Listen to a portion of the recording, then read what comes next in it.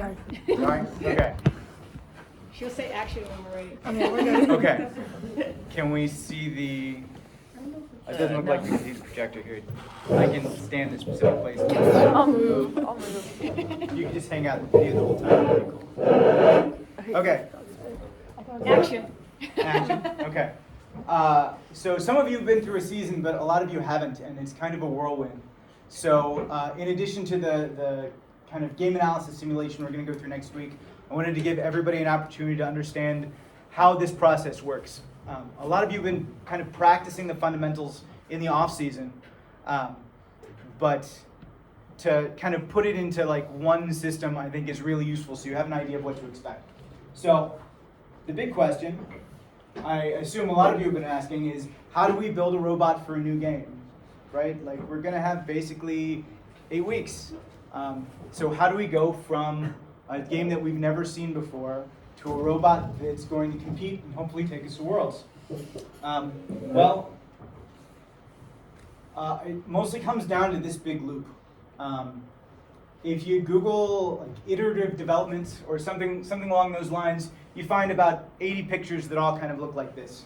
And it's this really common pattern in engineering and in lots of different kinds of work, where we have to start somewhere, we figure out what we're doing, we figure out how we're going to do it, we try that out, we learn from it, and we do it again. And then eventually we've got the thing. So, how does that look for us? Well, we start with planning and requirements. For us, that starts with kickoff, right? With kickoff, we're going to watch a live stream.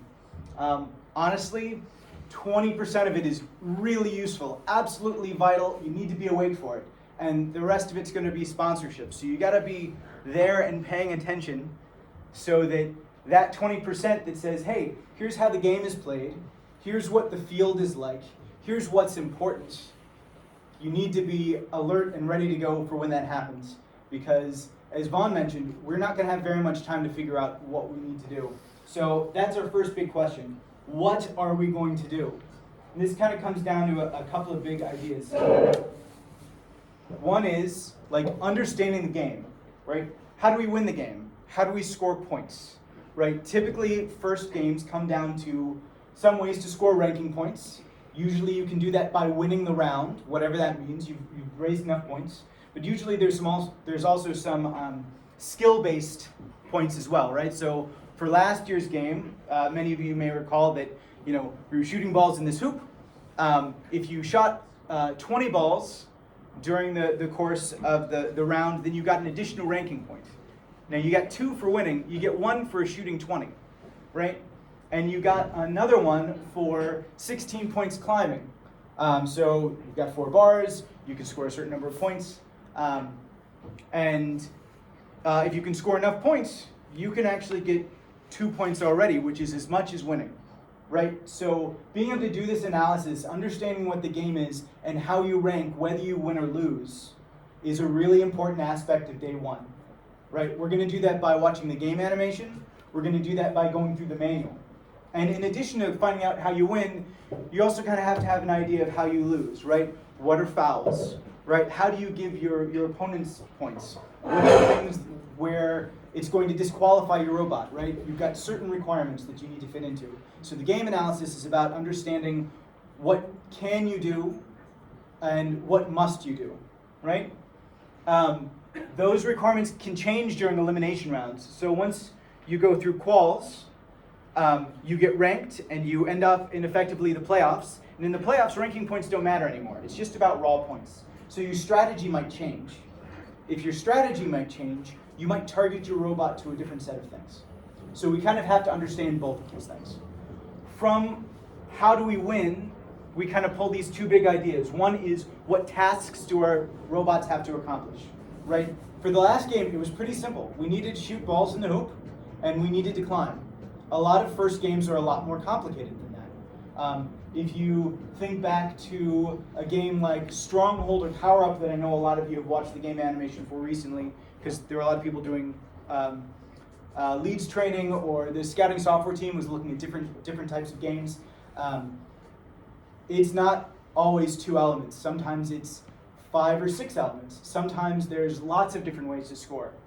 So in some cases, you have to go, okay, here's the set of tasks we think our robot could accomplish feasibly. Maybe we can't do everything, right? Maybe we can do everything. But tasks is about what is that set of things and which things are we going to target. And then there's constraints, right? So for example, let's say we know that we want to be able to climb. Well, that's going to take space from our robot, right? That might actually put certain constraints on what shape it is or what size it is. For last year's game, I think Intake had decided that we wanted to do a full width intake. Well, if you wanted to do a full width intake on 2 sides, which was something that was discussed, that's going to pretty radically change how everything else lays out in the robot, right?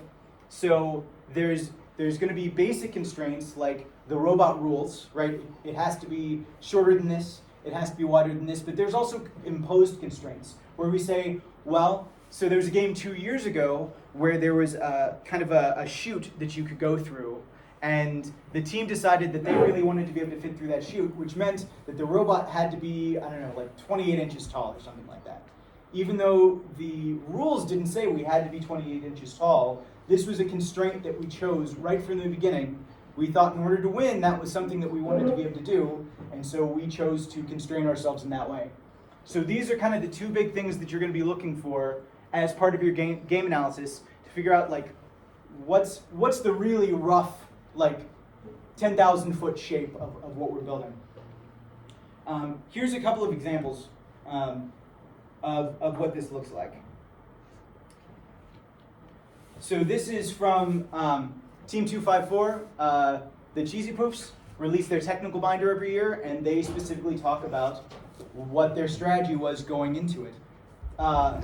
Just as a note for people working on award stuff, this kind of documentation of stuff that we already do, this is one of the differences between teams that win awards and teams that don't.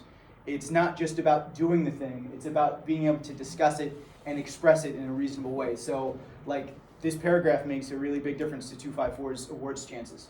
So here they say, okay, we explicitly said, here's what the ranking points breakdown is for the game from last year. They said, hey, if the Alliance scores 5 cargo in autonomous, then it's easier to get the cargo ranking point. So we are specifically going to build a robot that can do that, right? This makes it easier for us to guarantee ourselves, no matter who we match up with, that we can get that ranking point. We want to be able to shoot 20 ourselves. They also wanted to be able to shoot 5 in autonomous to reduce the requirement from 20 to 18. They also wanted to be able to climb the traversal bar so that they only had to have a robot that could climb at all in order to get that ranking point. Right? So for this game, those choices are kind of obvious, but for every game it won't necessarily be, right? But what they've said here is that we want to be able to control our own destiny. Here's how you win ranking points. So here's the set of things that our robot is going to do. The thing I want to call out here is that they don't say how they're going to do it. Right? This is like a border, but doesn't draw anything into the middle. Right? We are going to have a robot that can shoot 5 cargo and autonomous and pick up and shoot 20 over the course of the game and climb to the traversal bar, but we're not going to say how that works. Here's another example. So this is from 2019. I know one of the leads groups is working on this. This is from the game Deep Space, where they pick up these kind of donut-shaped hatch panels and larger balls. They place the hatch panels. Balls up there. Yeah. So here's a ball up here. The hatch panel is a circle with a hole through the middle that they needed to push against some Velcro, and then they could put a ball in the bin. There was also a climbing challenge, but it was not like the bar. It was a set of pedestals where, depending on how high you got a different set of points, and a buddy climb was allowed. So you were allowed to pick up another robot. A robot was allowed to climb on you, which turned out to be a really successful strategy for some teams. So in this case, they said for climbing, one of the reasons I wanted to bring up this example is that in the other case, they just said, okay, in general, here's things that happened in the game. The game was relatively simple. In this case, they said, okay, well, we're going to look at it by kind of functionality. So for climbing, here's the set of things we know we want to climb. That's the way that you win points. Here's what our climbing must have, right? So we need to go quickly and to get to the top level, right? We want to be able to go into a small amount of space while our partner's on top of the platform. This imposes a constraint, right? This says we want to have 2 robots fit into this amount of area, which might say our robot needs to be smaller than it would otherwise be, right? So this kind of prioritization where we say, hey, our robot has to do this thing, and we'd like it to do these other things. This is a reasonable way to go about it too, and pretty common. So if we've done analysis, what's the next step? Or rather, under these words, we've done requirements and planning, right? So now we need to figure out how do we do those things? I'm sure the leads can tell you from doing some of their lead training, this is where things kind of get hairy, right? You brainstorm a bunch of stuff. You write down ideas on the board. You argue about it. You say, hey, that seems too risky, or no, I think this could work, right? You go find other ideas on the internet, right? There's actually, there's a really great website that I can link into Slack at some point that is the first encyclopedia of mechanisms that just has links to YouTube videos of different robots with different types of mechanisms that accomplish the same thing. Right, you can see 200 shooters, you can see 200 different climbers, and really unique mechanisms. So you can go do research, and then you're going to argue about it. And inevitably, you're going to have a situation where somebody says, I think this is the best idea because these reasons, and the other person says, I think this is the best idea, yours is too risky, let's try these ideas. So how do we solve that kind of thing? Any ideas? Fun. So I'll just try both of them, see which one works better. Yeah, it turns out, this is kind of where the rubber hits the road. You'll come down to questions like, if we're using Velcro for a mechanism, is the Velcro strong enough to hold the thing? Is the Velcro is the Velcro too strong where we try to release it and it doesn't come off, right? Or can we actually fit 2 intakes on one? Can we fit 2 intakes on one robot? Or can we make a climber that's based on a tape measure? Will that even hold it, right? So it turns out you can. There's still risks that you have to talk about. But the first big question is, does it work at all, right? So the big aspect of this that you want to be cognizant about is that you're identifying key questions, right? You're going to come up with a bunch of ideas. And at the end of the day, you want to find the one that works best for the set of constraints and tasks that you've identified.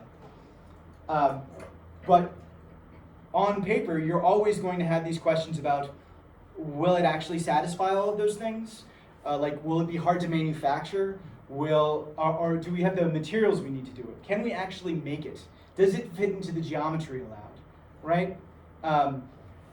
What's the best material to do this thing? Or the best fastener, right? So once you've identified these key questions, you need to test them, right? So that kind of gets into this implementation and testing part of the circle, right? Which we kind of lump together as prototyping. And this is another place where it's really easy to get into the weeds. With debate and discussion, it's easy to argue about it without going, okay, have we actually boiled it down to a set of testable ideas, right? Have we made hypotheses that we can then go act on? With prototyping, it's easy to go, oh, I'm building the thing, so I'm just going to go do it, and then forget about that previous step, right? One of the major goals of prototyping is to answer your key questions. If you're building a prototype and you're not answering something fundamental about what you're building, the prototype may or may not be useful, right? You might just be building. And it's easy to kind of get into this line where you just kind of go on autopilot and you build something and you get there and you're like, okay, well, I've got it, but did I learn anything, right? It's key that prototypes teach you something about the process because it's not the final thing. And even if it was the final thing, how do you convince yourself that it's the right thing, that it's going to stand up to 15 rounds of competition, right? So you want to go back to your key questions.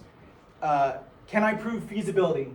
Is it going to fit into the space constraints? Is this going to be repeatable? Am I going to have durability issues, right? And when you're figuring out what kind of prototype to build, you want to try to prioritize answering the questions that are going to unblock you on other things fastest, right? So if we're working on 3 variants of the climber, and one of them is about tape measures, and your biggest question is, well, can the tape measure even hold the robot? Then probably your first test is not even about building any of the gear ratios or dealing with the hook or anything. It's just about figuring out, can a tape measure actually hold that much weight, right? If you're trying to shoot a ball into the hoop, right, and you want to do it using a flywheel, right? The first fundamental question might be, well, if we shoot it using a wheel, will it actually stay in the hoop, or is the spin an issue, right? So you're looking for these broad ideas that you can test that will let you hone into a more clear direction. One other thing I'll note is that sometimes mechanisms have larger implications on the rest of the system. So things like, if I want to make an intake that requires a split bumper, right? That might be fine for the system, but it imposes geometry on everything else. So if you're going to go for an intake that has that requirement, is that acceptable for the drive team? Is it important for the mechanism that you're making? Right, like being able to actually suss this out early makes a really big difference because it unblocks the people around you. The other common mistake we see here is going too deep, right? We teach CAD, we teach you to use the laser cutter, we teach you to use the CNC. It's really easy to reach for the fun tools. But a lower fidelity prototype is often more useful, especially in the beginning. So when I say lower fidelity, this is actually a terrible example of kind of progression of prototype, but it's a good example of different fidelities. This actually comes from a study where they were trying to figure out what fidelity your prototype was affected like user studies, like what the perception was. But the big idea here is that, we're going from really basic materials, cardboard. You're never going to build your final product in cardboard, at least not the kinds of things we're making. Then plywood, then 3D printed plastic, then milled aluminum, right? Like this is kind of a continuum of materials and how close to the real thing we're getting. Here's maybe a better example of what I imagine when we're prototyping, right? Like if we're gonna make something, like first we just get the size right, like the basic dimensions, and we start filling in the gaps, right? The first couple versions of something you build probably don't look anything like the real thing, right? Like it's gonna be, duct tape and drills and cardboard to figure it out. Actually, year 1 with Nessie, our first intake bucket was literally duct taped cardboard. And it worked great for figuring out what geometry it needed to be to get the ball that we were picking up into the right space. So let me give you an actual example from somebody we saw at Worlds. I was wandering the pits and I ended up picking up this flyer from Ms. Daisy, Team 341.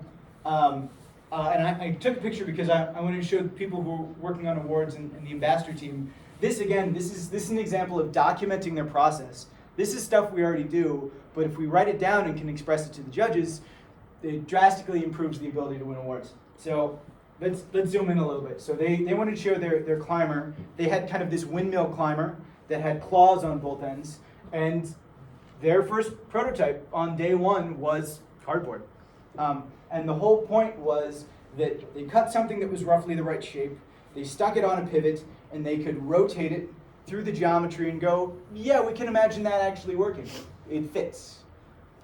Then they moved to a wooden prototype, where, again, it's not the real thing, but it's closer. And in fact, one thing I thought was really interesting was they note that they used brushed motors here.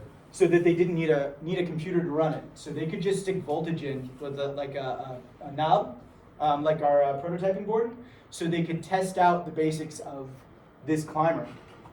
And they mention each of the things they learned, right? So from cardboard, they learned that the shape was easy to manufacture, and it was potentially really fast, and that it was going to have a lot of stress on the arms. And honestly, probably they knew that when it was on the whiteboard, but you know, this is the kind of thing you can verify through your prototypes. With the wooden prototype, it proved the basic concept, even though there was no way they were ever going to ship with this thing.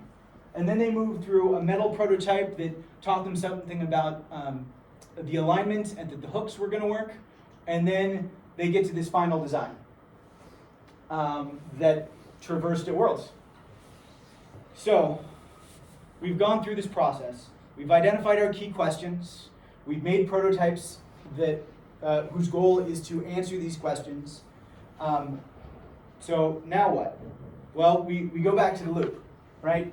So we've tested. Probably at each step of the prototype you go, okay, that worked okay, but what else? Like, what didn't work well, or what am I not anticipating? So, like, a great question that we should have asked with the climber that we took to Chessy Champs. Well, what happens if the bars are off tolerance, right? A great question we should have asked with the climber that went to Worlds. What happens if we only grab one hook, right? Or for the shooter, what happens if the intake fails because we strip a pulley? So we should always be looking for ways that our prototypes can fail, or our production builds can fail. And going back into the process, okay, how can we test it, right? Can I force this thing to fail? Okay, if I can and I can reproduce that issue, how do I now mitigate it, right? Or if I can't reproduce it and I have an idea it might be an issue, how do I mitigate it? And we go right back into testing new variants, right? And you kind of do this ad infinitum until you get something that you're going to use. And you know, the fun thing about engineering is, you know, done is really just a matter of somebody having used it. But our season is going to keep going. We're going to have multiple tournaments. We're going to have multiple driver practices where we can use it. So we can just keep doing this process until we run out of time. And you'll see, if you look at the technical binders of the really mature teams, they often have version 1, 2, 3, 4 metal versions that they were ready to compete with. And we can just keep going along the loop until we get out. So that's kind of the digression on how prototyping works on the team. Are there questions about that before I go to schedule? I know that was a lot of stuff. A lot of you have been practicing this in the off season already, maybe not under these terms. Please. Do we have the resources to make multiple metal prototypes, or what is that looking for? That's a great question. I think that's a combination of fabrication time and funds. Yeah. What do you think, Alex? We have more funds than last year. We also have more time constraints. We're losing 2 weeks. Last year, our first tournament was week 4, and this year it's week 2. So yes, you more our like week maybe 5 iterations, or week 4, week 5 iterations might be higher fidelity. Maybe they might use some polycarb or plastics instead of wood. But it probably won't be fine all materials. We don't quite have the resources. The thing I would encourage is, when you're designing things, try to notice what things you're tweaking or what things you think might need to be changed. If you can make a small change to your prototype so it's adjustable, right? Or that this part that we think we're going to iterate on a lot is more easily swappable or smaller or cheaper to make, right? Where you go, okay, let's imagine we're making Ms. Daisy's arms. That parses really strangely, but the climber from Ms. Daisy, the windmill climber. Imagine that you got most of it fabbed, right? And you were like, well, the thing that we're going to work on a lot is the claws. Well, having a claw that's not part of the full arm, that's swappable with some kind of joining, some kind of fixture, that would make it a whole lot easier to iterate on those claws, right? If you think you're going to try different types of wheels, maybe you pick a shaft width that's universal, where you've got adapters for, right? One thing that I know that we did with prototypes with our flywheel-based shooters was adjustable compression, right, and positioning. So there are design choices you can make that I'm sure your mechanical mentors can help you with to make things more flexible so that your prototypes do more and so that it's faster and easier for you to make those changes. Fun. This also doesn't have to be constrained to prototypes. Like, you can make your final designs iteratable too. Mm-hmm. You can make them somewhat modular. It helps with both repairs and making your robot better. So, you know, like, for example, the shooter on Selkie this year, everything was just on one giant plate. So if we wanted to significantly change the architecture of the robot, it would have been basically impossible because everything mounted off that one plate, as opposed to like a robot like 254 where they actually redesigned their entire shooter like 2 times and they just took it off their robot and put a new one. So if you can design not only your prototypes around modularity and also your final design maybe to less extent, that can be helpful too.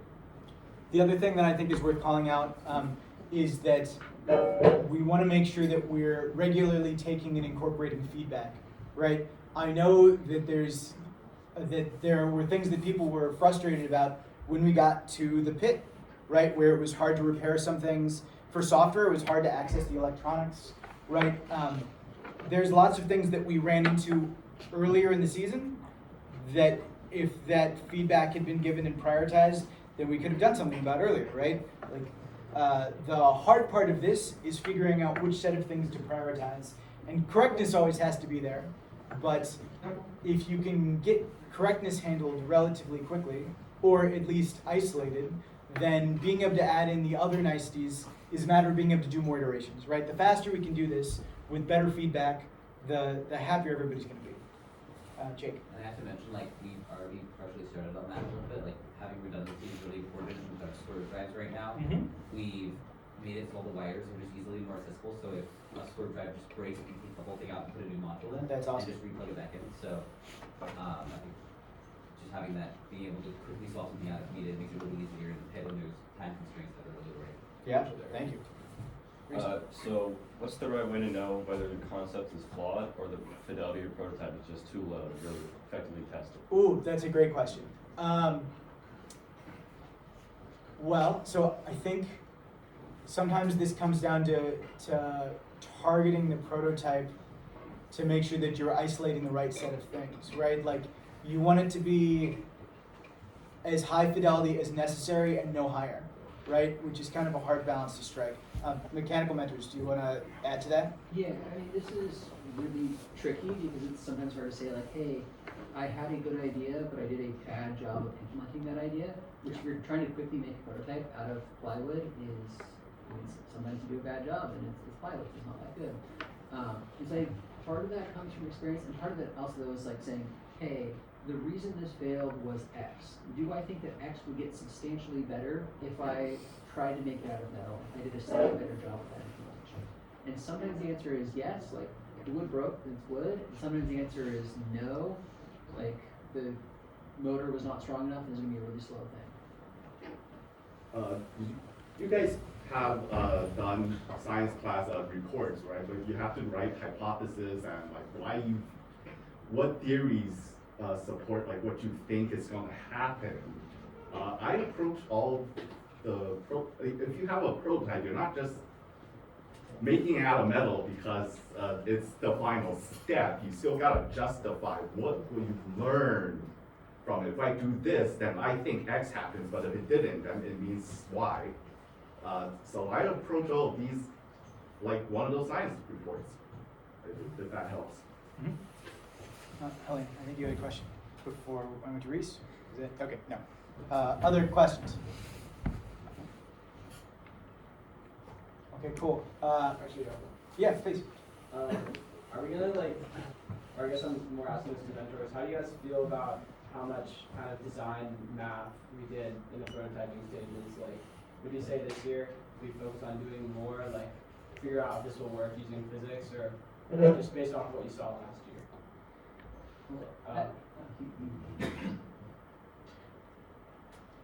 For a pick and place game that you guys keep telling me is gonna be,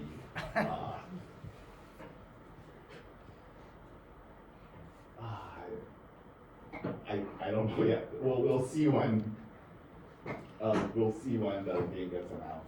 For like a shooting thing, there's a lot of obvious things that we could, like, you know, how fast a wheel spins means how fast the ball moves. But for like a pick and place, it's a bit more. It's like solving a puzzle more than physics challenges. I'm sorry, go ahead. Yeah, in general, like, I wasn't here last year, so I don't know exactly what math you guys did. I think you guys should not be trying to do math that is harder than you have been taught in your physics class. So, hey, how fast do you have to shoot the ball in order to make it 20 feet? Okay, you can do that if you've taken a high school physics class. Okay, we need to lift 100 pounds and we have a motor that puts out this much torque. What gear ratio do you need? You can do that math.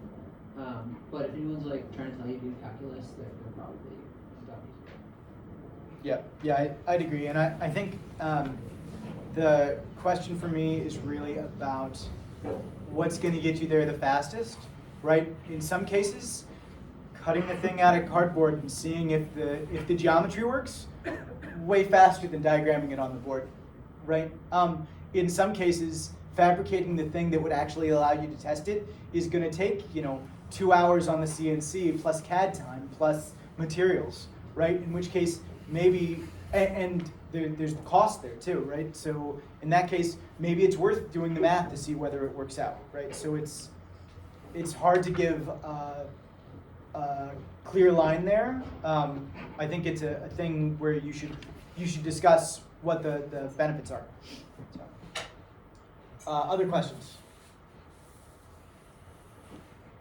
Okay, so now I'm going to go over the kind of week by week how this goes, and with the caveat that this is kind of hand wavy and things might move. Are you? I see no cast. You good? I'm chilling. Okay. Just a bruise wrist.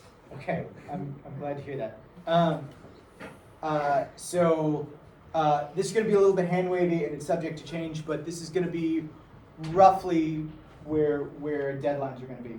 So week 1, January 7th, we're going to do game analysis and requirement gathering, right? Everybody's going to understand the game. Everybody's going to take the rules quiz where we make sure that we actually understand the game, because if you don't understand the game, then it's hard to play it. We're going to make sure we know what the fouls are, what the requirements on our robots are, how we win, how we lose. We're going to start prototyping. So probably day 1, this is doodling on the board and cardboard, and maybe if there are some well understood problems, we're talking about like drills as motors and shafts to spin some wheels, that kind of thing. So you're going to really broadly go, okay, it needs to do this set of things. What are 5 ways that we could accomplish that? Okay, what are 3 that we want to test? Okay, how are we going to test those as quickly as we can, right? Like, can we do it out of cardboard? Can we do it out of plywood? What is the dumbest looking CAD that I can possibly diagram up, right? These are not pretty prototypes. These are really basic, should we pursue this at all kind of prototypes. Just proof of concept. The scouting software team, this is the thing you've been preparing for, where you're going to try to adapt to this new game, and we're going to find out how that goes. And maybe it takes a week, and maybe it takes 6 weeks, but let's hope it's closer to 1 week. This is when it starts. Our support crew are going to build field elements, right? Like the climbing fixture and the hoop over here did not just spring into existence, right? Like somebody's got to cut those and build those, and we're going to have parents help with that kind of thing, and we're going to try to get it set up as quickly as we can.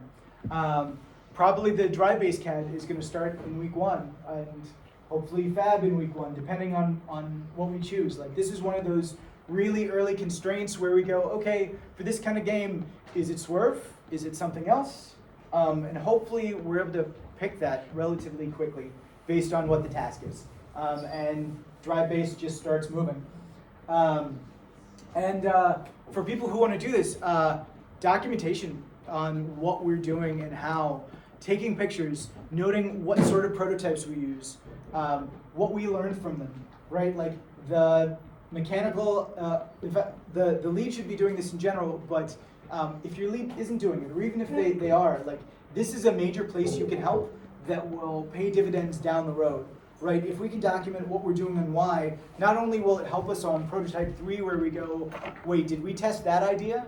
It will also help us when we get to tournaments and have to be able to explain what we did and why, right? We want to have those artifacts like Ms. Daisy 254. Week 2, we're going to start to have those middle fidelity prototypes, right? We're going to start cutting things out of plywood.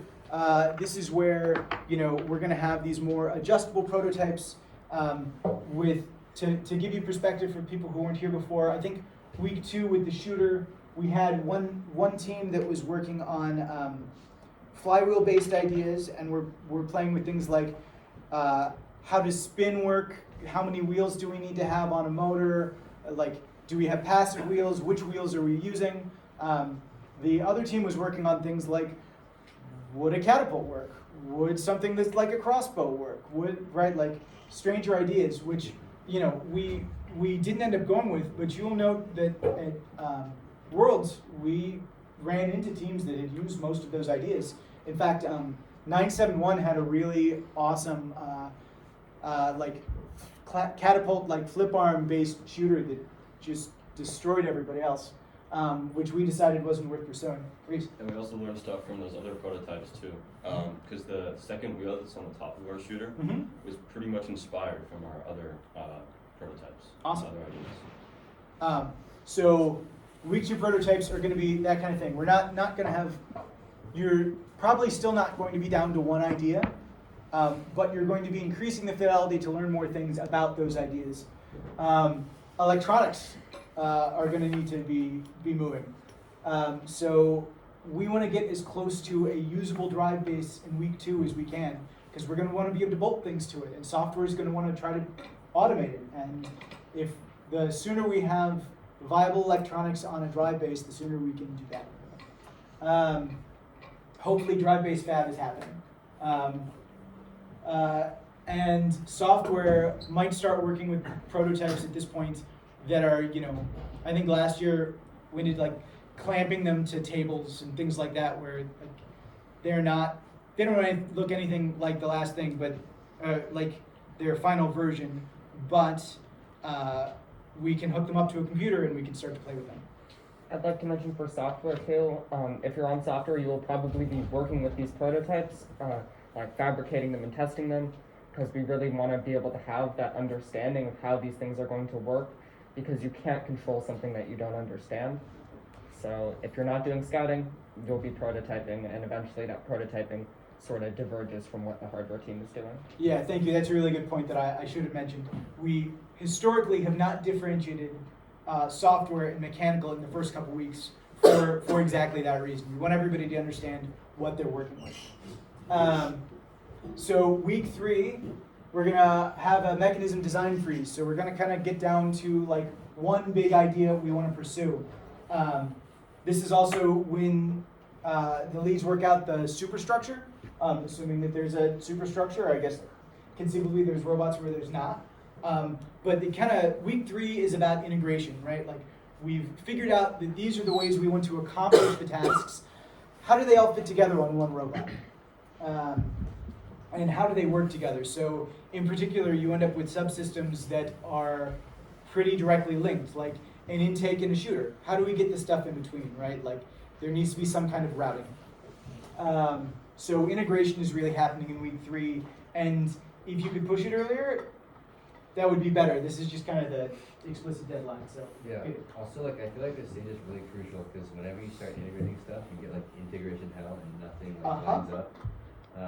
Especially on the drivetrain, we just found out that the bottom plate is running enough room for the wires, so we're gonna have to work on that. Yep. Like having extra time here to fix those problems that arise is very useful. So this is a really big idea. You want to fail as early as possible, right? So if you're working on a mechanism and you're just working on basic viability, that's great. But you should also have some idea of like, how is it actually going to fit on the system? How are we going to connect to its related parts? Are we going to connect it to its related parts? Are there assumptions that I'm making based on where it needs to sit or what angle it's sitting at or where it needs to be based on like the center of gravity, right? Like these are the kinds of things that you hopefully want to have in the back of your head in the first couple of weeks. And week 3, we're going to force you to confront because we've got to do it at some point. And earlier is better. So at this point, week 3, the drive base should be assembled and wired. Electronics should basically be working. And this is basically when software is going to start breaking off and working on control in general. And this is like kind of there's this spectrum of mechanical solidly has the robot priority because it doesn't exist yet. And software definitely has priority because mechanical is basically done and it doesn't do anything yet. And software needs to make it do something. And this is kind of the beginning of that contention where software is going to start using it and half the mechanical stuff isn't going to work because it's still plywood and we're clamping it to stuff, but they're going to start doing this work. Week 4, hopefully we're starting to do driver practice. Honestly, it would be nice if we were doing this week 3. The earlier we can start driving, the better. We're getting towards something that really looks like the robot. It's probably still plywood. It might be different types of plastic. It's probably not aluminum yet. The CAD should really be shaping up to look like the real thing. And that integration should be happening because at the end of week 4, we're going to do a big design review where we try to work out any other integration kinks or issues. This is also yes.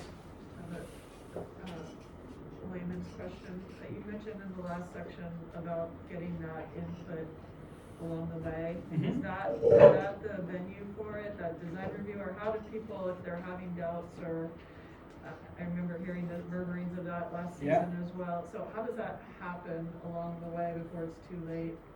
So this is something that we should actively be doing prototype review as it's going on, right? Like because when you're identifying those new key questions, it should be, well, I still have doubts about this aspect of it. I don't think this is going to work. Well, okay, so maybe your next prototype should raise it. So hopefully you're dealing with at least on a mechanism by mechanism breakdown. Hopefully you're already taking that feedback and iterating on it. The big design review is kind of a forcing function for that, where the mentors as a group sit down with, we've generally done this as the team as a whole, and the leads present their mechanisms, and we try to poke holes in it. We try to identify where issues or integration issues or other stuff where maybe it hasn't shown up in the prototypes yet, and the next set of prototypes should hopefully prove those ideas. Would you add anything about that, Alex? Yeah, I mean, in the first week or 2 of prototyping, the ideas are still kind of forming. As we get into integration though, we're gonna start to have more meetings. Leads will meet weekly to discuss like the different mechanisms. There's also like an integration planning meeting where we kind of go over like, okay, how is it really seem like it's gonna go, and then we'll have week 3 where we actually try doing that, and then the final mechanism review is kind of like the last meeting where it's like these are the mechanisms, do they work, and that's where everyone is looking at the design and trying to figure out what we do wrong before we fabricate them out of final. Yeah, hopefully we're dealing more with details than fundamentals. If you have concerns along the way, you should be bringing them up every practice because we should be incorporating that feedback into our prototypes, right? Like that should be part of the process. So if you have thoughts, you shouldn't hold them to the design review. The design review is like, we're trying to catch it at the end. It's the, for those of you who recall, this is like a test cut on the CNC for the sides of Selkie. This was to check alignment. This was to check that it would actually all fit together. The design review is kind of the high level version of that, where we go, okay, how does this all line up? Is this actually going to work when we assemble it? Didn't we used to do prelim design reviews the past few years? We have those. Yeah. Yeah. Well, we're gonna have those. The first one is on YouTube. Okay, that makes more sense. Yeah. This is after integration. This is the last cut. Yeah, I was gonna say, so those cardboard side panels, they're the second, maybe third generation of the ones that we did like that, because when we have quote unquote final CAD, the chances that it's actually final are, basically zero. So, so the first time we cut that thing out, it had maybe 50 issues, and we drew on it with a Sharpie to try and mark all of them. The second one, we thought we fixed all of them. There was probably still another 20. And then we said, okay, we're good. We cut it on the CNC, and then that's when we realized that 3 of the climber bolts didn't line up. And at that point, we basically said, you know what, the other 4 line up, so it's probably fine. Yeah. Which is not something that we're gonna want to do next year. No, but then we had to recut it again. Yeah. Yeah, remember Justin was working with Alex, there was an issue with, Yeah. and we had to recut it in aluminum another time. Yep. So, design reviews, sometimes you don't see these things in CAD, sometimes you don't even see them in design reviews in CAD. Things can happen. This meeting is also a really good forcing function to get the people who are doing CAD to finish. And something funny is when we were doing that final design review on the cardboard, every hole that was hand drilled, Alex had to pay $20 for, and that's what John and David do. Everything that wasn't in the CAD that was final cut, Alex had to pay for it. I don't remember that. Good reason to cut it in cardboard first. It was the funniest part was John forgot to cam on operation, so there were actually holes that were missing that was his fault. All I know is no one wanted to do the cardboard, and everyone was so glad we did the cardboard. Yeah. I know there was at least one team where I encouraged when they were doing their prototypes in CAD and going to print them to print the little bitty versions of just the pieces you think might be an issue. This is another version of that, right? The quick, cheap prototype that saves you a lot of time and money if you cut that out of aluminum or HDPE the first try. So that's week 4. Week 5, at the beginning of this, we've done the design review. So now we're starting to do it's really looking like the robot. We're making bumpers. The mechanisms that are ready to go, we're making, not final, but approaching final versions of those.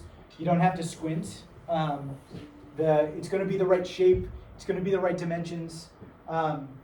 Software at this point has basic control of everything in the system, and they're fleshing things out. They're making autonomous awesome. Driver practice is going all the time.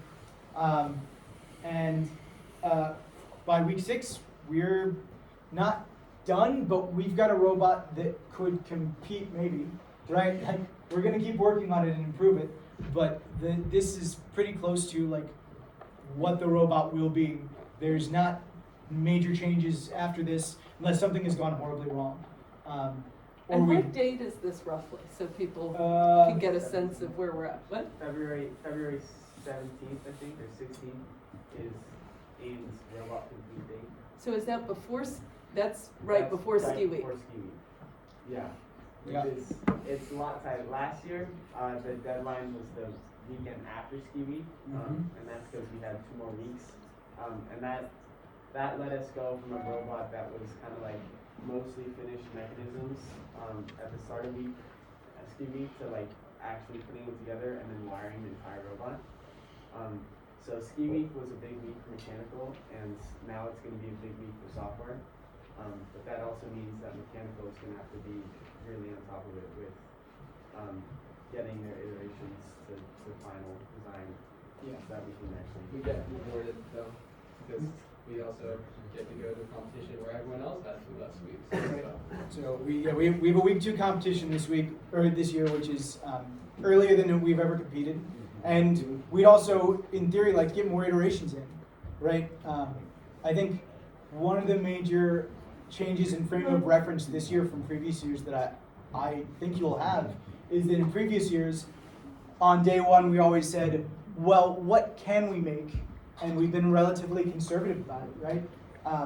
Last year, when we were going to make the shooter, we were like, well, the easiest shot is going to be from pushed up against the hub, and that's the thing we're going to design from.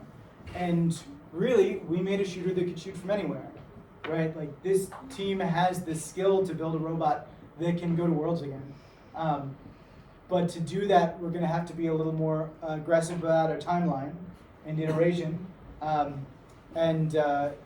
we're gonna have to be a little more conscious about how we iterate. So I have a question on the schedule. So like we've been saying since the beginning of the season, before we realized that we're going to be competing so early, that ski week would be really big for mechanical. And as people have asked me, especially parents, I've said if you're on mechanical, think about how you want to allocate your time between vacation and robotics. So is it not like that anymore, and now it's more so software, or? It will be, for mechanical, instead of like doing final wiring on the robot, it'll be more supporting software and making sure that the mechanism doesn't fall apart when we're trying to test. But it will be mostly software testing. So mechanical is still sort of the same, and then software we might want to communicate to your families, Yes, but I also would urge mechanical people to try and be available, especially for the first weekend and first couple of days, because deadlines do slip sometimes, and it would be really bad if we're planning to have this big software week and then all of mechanical leaves after deadlines are slipped. I think it's fair to assume that mechanical will still be here. I don't think we should change that, unless anyone disagrees. Mechanical should still be here. I'm more worried about software not being here, because we kind of said, your big week will be after. So. Well, I know I will be here. I urge other software people to be here. Okay. It's a fun week too. Yeah. It's a great week. It's actually better this way. I feel like people can work together and break apart on different things. It'd be cool. So the other thing that's going to happen at this point that hasn't happened in previous years, largely in response to feedback, is, I think we should be doing pit practice early, right? Like, pit should actually be practicing taking apart and putting back together major mechanisms of the robot before we ever get there. And that should fit into other iterations on the robot. Ambassadors, we should look at the criteria for winning each award, where they specifically say, hey, you need to have done this thing and be able to explain it, right? So we should practice explaining those things. And driver practice is really going to kick into overdrive here. At this point, we've got a few weeks until the tournament. So Fresno is end of week 9, Monterey's week 12, and Worlds is 15. So we've got a few weeks of buffer there. It's possible things slip. The faster we can have something usable, the easier it's going to be to iterate. Because once you've got a full robot and you can actually test it with driver practice, you're just going to know a lot more.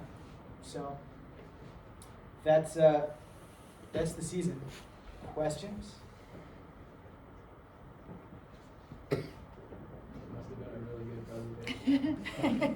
I have Are you another gonna try question. to build the second robot? No, not really. The current idea is that we'll have a second drive base, so that when mechanical starts to get higher fidelity prototypes, they'll be able to mount them to something that software can drive around and use. But it won't be an entire robot. Do we have the swerve modules for that?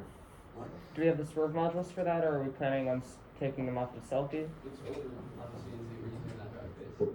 What? But if that's our second one, I don't think we have. No, well, it won't be, we won't have 2 swerves. If we need 2 swerves, it'll have to be a West Coast drive. Okay, so we're gonna use Nessie as a test bed. Yeah. Okay, that makes So sense. are we planning on keeping Selkie full? Yeah. All right. Ideally. So that depends on how many motors we have and electronics. Yeah, not ripping apart our dialings every year, I think, is mostly a function of funding, right? If we can afford to replace it, but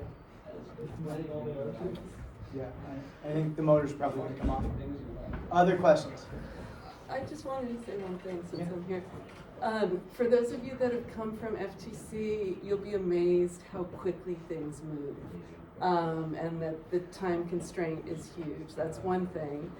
And then the other thing is we've done 3 seasons so far. Is that right? Yeah. Yeah, 3 seasons. We built 3 robots. And season 1 and season 3, we had 2 kind of unplanned things that threw us off and took a lot of time. Season 1, we were training someone on the CNC and cutting the final fabrication. And the CNC was a new tool for us, and we didn't have a lot of people trained, and it stuck. The thing where you change the drills, the drill bits. Yeah. And we were out of commission right when we were trying to fabricate. We ground to a halt.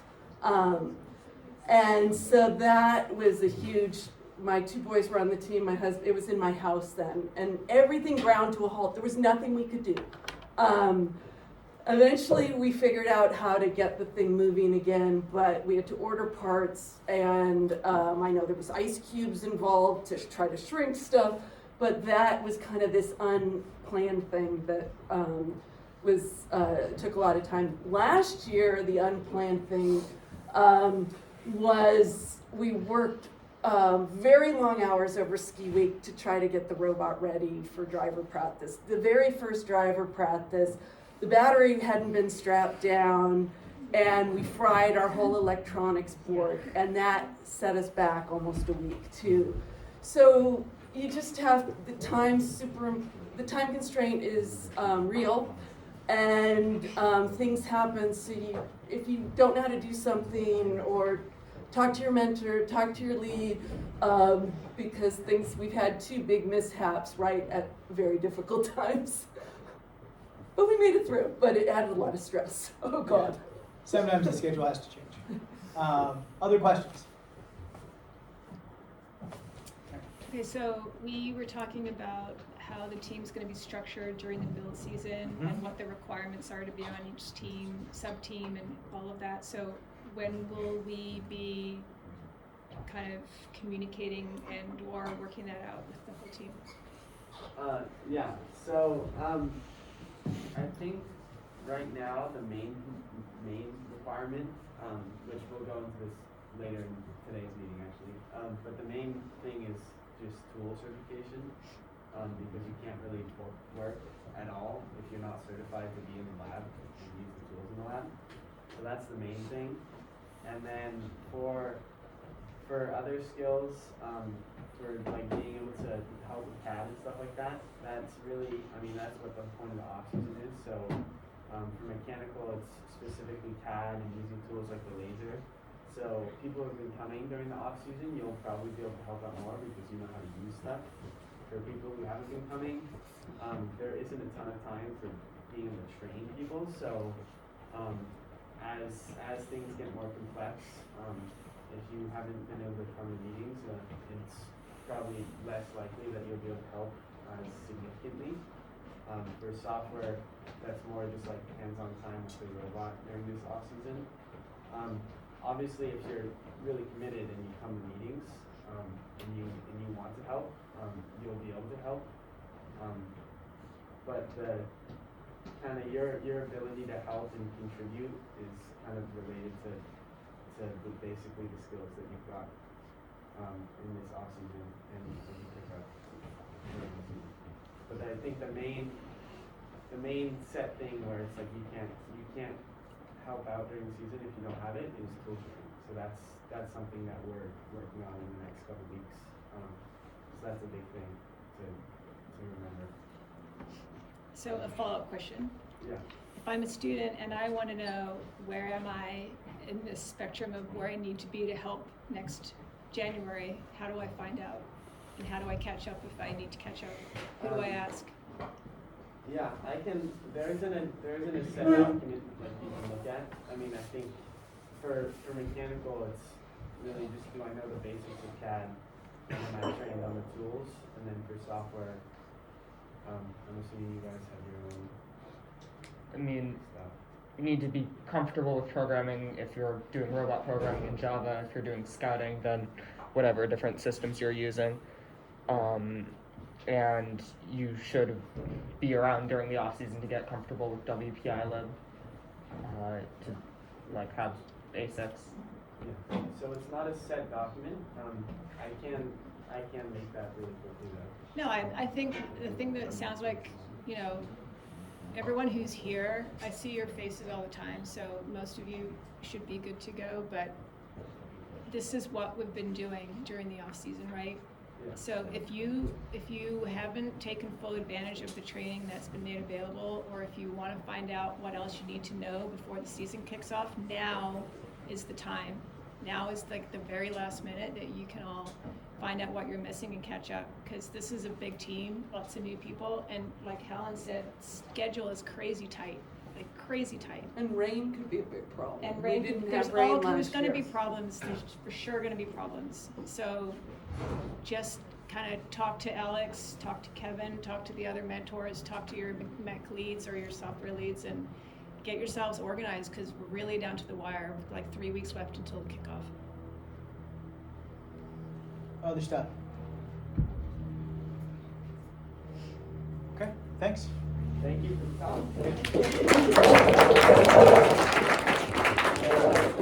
talk.